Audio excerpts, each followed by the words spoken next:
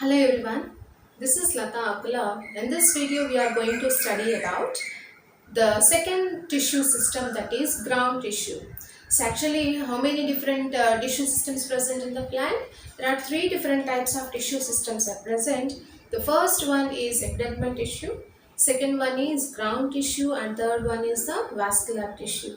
So we have completed the epidermal tissue, and in this video we are going to complete the ground tissue. So the ground tissue is otherwise called as fundamental tissue also. So this fundamental tissue or the ground tissue, it forms the main bulk of the plant body. From the root to stem, the bulk of the plant body was created by this ground tissue only. If you see the epidermal tissue and the vascular tissue in the plant body, except these two tissue, epidermal tissue and the vascular tissue, the remaining part of the tissue is considered as the ground tissue only. And this ground tissue is again made up of several simple tissues like parenchyma, collenchyma and sclerenchyma. And this ground tissue, it is differentiated into various zones also. If you see the transverse section of dicot stem or monocot root and dicot root, in that there is, in the ground tissue, there is a clear cut zonation in the tissue. That is, the ground tissue is differentiated into outer cortex and a central pith. Whereas in the monocot stem, this clear differentiation of zones is absent. Only it is seen in the dicot stem, monocot root and dicot root only. The ground tissue is differentiated into the outer cortex and central pith. Whereas this monocot stem, this clear-cut differentiation is absent.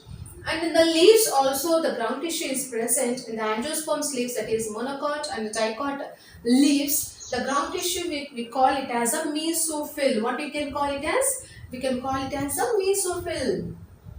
And the zonation. So zonation of ground tissue. How the ground tissue is differentiated into different zones, now we'll see.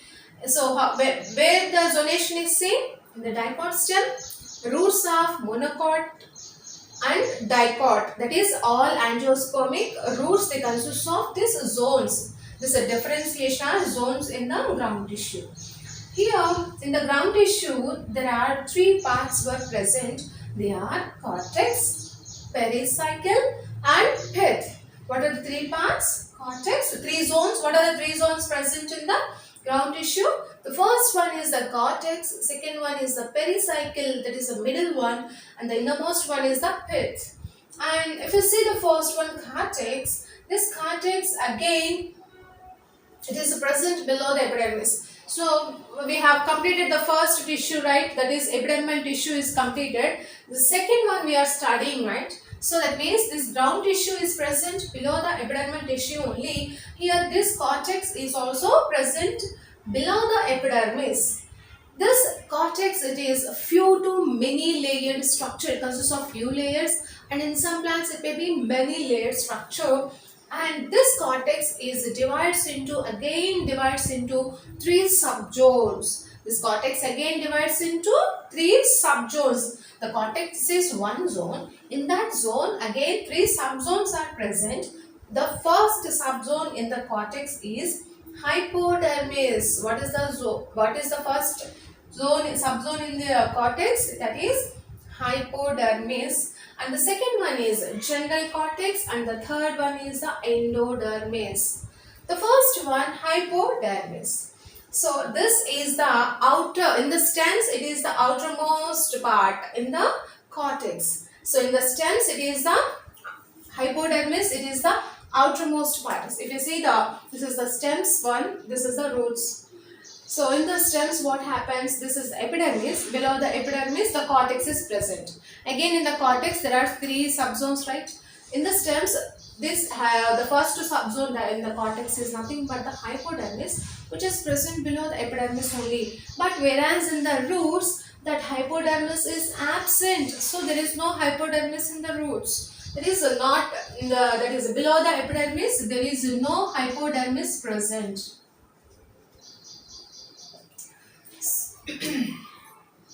Yeah. On the stems, it is the outermost one, whereas in the roots, that hypodermis was absent. Again, in the stems, we have dicot stems and monocot stems, right?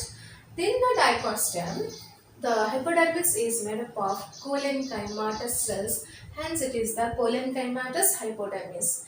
Whereas in the monocot stem, it is made up of sclerenchymatous cells, hence it is called as sclerenchymatous hypodermis. Once again, in the dicot stem, the cells present in this are collenchyma, whereas in the monocots it is the sclerenchyma, that is MSDC in shortcuts.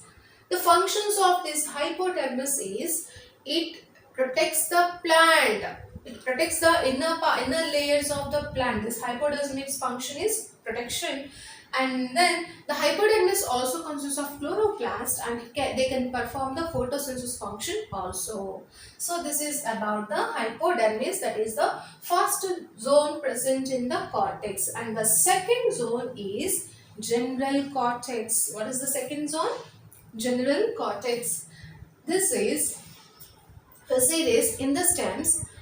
This general cortex is just next to the hypodermis. Where it is present? Next to the hypodermis in the stems. Whereas in the roots, there is hypodermis is absent, right? We have studied here. The hypodermis is absent in the roots. Hence, it is present just next to the epidermis, not next to the hypodermis like the stems. So, once again, in the stems, it is the general cortex is next to the hypodermis, whereas in the roots, the general cortex is next to the epidermis.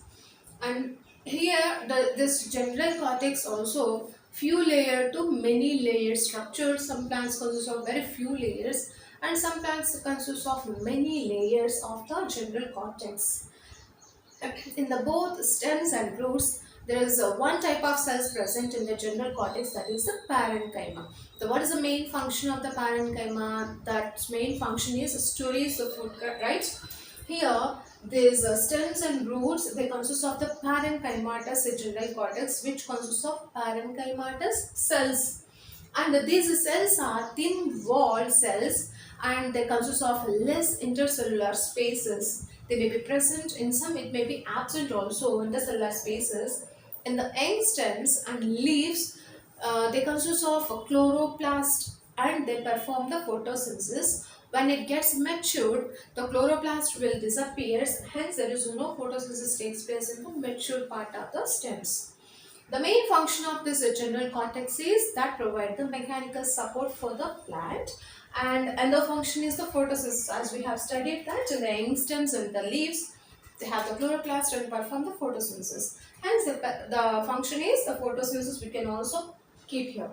And what type of the cells are present in the parenchymatous cells, right? Hence, what is the main function of this parenchymatous cells? They store the food material. Hence, these three are the main functions of the general cortex. What are the three functions? Mechanical support, photosynthesis, and store the food material. These three are the main functions performed by the general cortex. And next, endodermis. Here, this endodermis, it is the innermost part in the cortex, and inside, below this endodermis, there are some tissues are present which are called as stele, which constitute pericycle, vascular bundle, and pit were present in the stele. What are present in the stele? Pericycle, vascular bundle, and pit were present in the. They all together constitute the stele. And this endodermis, it is a single layer structure. So it is made up of only one type of cells, and the cells are barrel shaped cells. What type of cells are these? These are barrel shaped. That means they are oval or barrel shaped cells are present, and it is made up of a single layer. And then these cells are living cells. They consist of nucleus and dense cytoplasm present in it, and the cells, they consist of starch grains. Hence, this endodermis is also called as starch sheath also. And one more character is the characteristic feature of the endodermis in the roots is presence of Casparian strips. Here, these Casparian strips are special thickened bands present in the walls of the endodermis. These are present like this. There is a band like structure is present in the there is a band like structure is present in the walls of the endodermis, which is called as Casparian strip. That strip is called as, the band like structure is called as Casparian strip. This Casparian strip, it was first identified by the person called Caspari. This Caspari, he first identified the Casparian strip, hence these are called as Casparian strips. And this Casparian strip, it was nothing but the deposition of the suberin. What is present in it? It is nothing but waxy material deposition, that is called as suberin. Suberin is a waxy material. Because of that waxy material, this Casparian strip was formed, and by means of this waxy material, this endodermis, it is impermeable to water. Impermeable means it will not allow the water to come inside. And these Casparian strips, characteristic feature of the roots, and these are absent in the stems. Only in the roots it is present. In the stems, this distinct endodermis was absent. This is all about the cortex.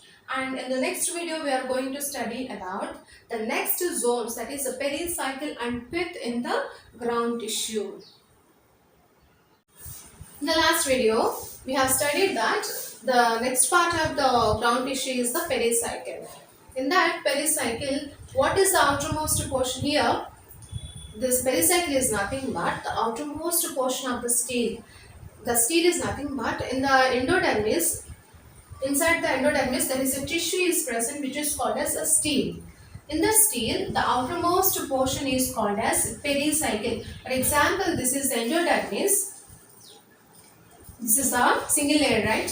So inside this, there is a tissue is present which is called as a stele. In that stele, the outermost layer is called as pericycle. And central part is nothing but the pith. And here in some, there may be vascular bundles are attached in some dicots. And then here, this pericycle, it may be a single layer or multi-layer also. The thin-walled pericycles were present in some of them they have the thick-walled pericycles also. The thin-walled pericycles, they have parenchymatous cells, and whereas the thick-walled pericycles, they have the sclerenchymatous cells. The monocot stems, the pericycle was absent. We have studied, right? In the monocots, there is no clear zonation. Only in the dicot stem and the dicot root and monocot root, only clear distinction we have seen. Here in the monocots, the pericycle was absent.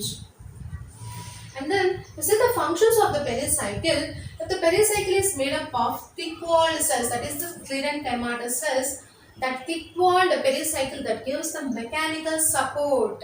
Whereas, if the pericycle it is made up of a thin-walled structure, that is the parenchyma. If it is made up of parenchymatous cells, its main function is storage of the food material. So, these are the two functions that there are. One is the mechanical support and another one is the storage organ. In dicot roots, this pericycle will act as the meristematic tissue and they form the cambial ring also. This cambial ring develops into the secondary tissue. And this pericycle that forms the lateral branches also. And the next part is the pith. Where the pith is present? Here, this pith is also called as medulla. What is another name for the pith? Pith is also called as medulla.